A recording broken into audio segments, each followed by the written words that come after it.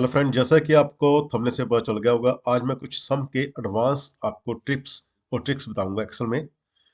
Mostly हमारे पास कुछ इस तरह की 3 शीट्स होती हैं, जैसे आप स्क्रीन में देख सकते हैं। Sheet 1, sheet 2, sheet 3। और साथ में मैंने कंसोलिडेट एक तीनों शीट्स का सम चाहिए। जैसे हमारे पास ये शीट 1 है, शीट 2 और शीट 3 है। कंसोलिडेट में हम क्या चाहते हैं कि इन तीनों शीट्स का सम यहाँ पर आए। ट्रेडिशन वे से क्या करते थे, इक्वल टू शीट 1 में जाते हैं, उस पहले एड्रेस पे क्लिक किया B3, फिर प्लस कर साइन डाल के शीट 2 B3 वही एड्रेस, फिर 1 बाय 1 प्लस शीट 3 और फिर B3 और जस्ट एंटर लगाते हैं। इससे क्या था, तीनों शीट्स का डाटा हमारा कंसोलिडेट हो जाता है 4th शीट में। पर अगर हमारे पास शीट्स मल्टीपल है, जैसा कि आप स्क्रीन में देख सकते हैं, अगर 10 शीट्स है तो कैसे करेंगे। तो ध्यान से सीखना आपने। यहाँ 10 शीट्स का डाटा एक साथ एक शॉर्टकट टिप से कैसे करेंगे।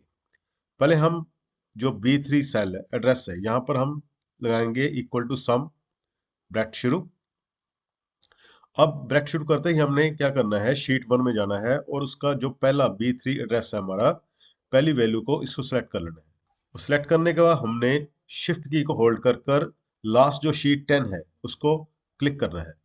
तो आप देखेंगे वो सभी शीट्स हाईलाइट होंगी और ऊपर एड्रेस भी यहाँ पर देखें, जो एड्रेस बार में शीट 1 से लेकर शीट 10 तक का जो रेंज है वो सिलेक्ट हो चुकी है।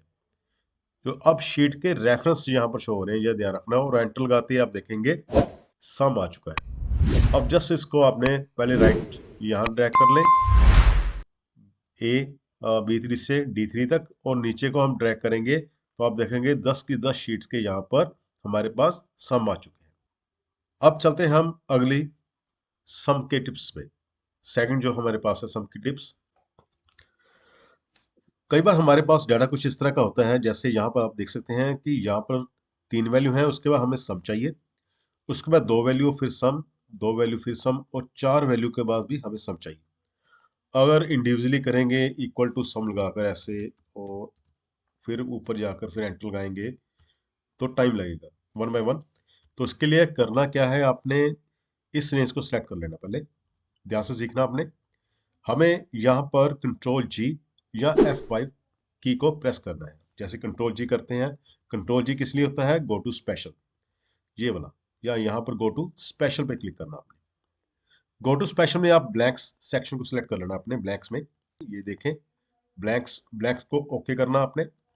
ओके करते आप देखेंगे जो ब्लैंक सेल थे वो हाईलाइट हो चुके हैं, या ये कह सकते हैं कि सम के सामने जो हमें जो सेल है जहां पर सम हमें चाहिए वो हाईलाइट हो चुका है।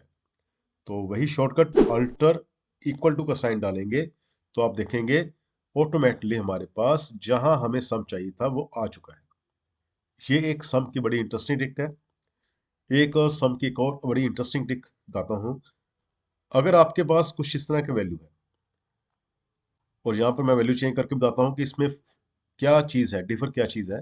जैसे यहाँ पर मैं 10 डाल रहा हूँ तो आप देखेंगे यहाँ सम भी चेंज हो रहा है, पर ये तो एक ऑब्जेक्ट है। यहाँ मैं 10 वैल्यू आ रही है, 5, 6, 2, 8। आप देखेंगे यहाँ पर वैल्यू चेंज करते ही वो ऑब्जेक्ट में जो वैल्यू सम की है वो भी चेंज हो रही है। अब ये चीज़ कैसे करेंगे, किस तरह बनाएंगे, ध्यान से सीखना आपने। अब मुझे यहाँ पर डायलॉग चाहिए सम इज या टोटल इज। चलो सम इज लगा लेते हैं हम। यहाँ पर इक्वल टू, तो डबल कोट में मैं यहाँ पर डायलॉग दे रहा हूँ तो इसको मैं डबल कोट में डालूंगा। सम इज, यहाँ पर रेशियो साइन, उसके बाद हम क्या लगाएंगे, इसको स्पेस देकर डबल कोट को बंद कर देंगे एंड। अब सम का फार्मूला है, सम लगाना है हमने, तो ये हमारी रेंज है। ओके, तो ब्रैकेट बंद की और एंटर लगाया तो आप देखेंगे इस वैल्यू का यहाँ पर सम आ चुका है। इसको थोड़ा सा साइज को बड़ा करके बताता हूँ, ये वाली वैल्यू है। अब इसी वैल्यू को हम ऑब्जेक्ट में कैसे लेके आएंगे, जैसे मैंने आपको पहले बताया था। उसके लिए क्या करेंगे, हम इसको चाहे छोटा साइज कर रहे हैं, ये मैटर नहीं करता यहाँ हमारे लिए।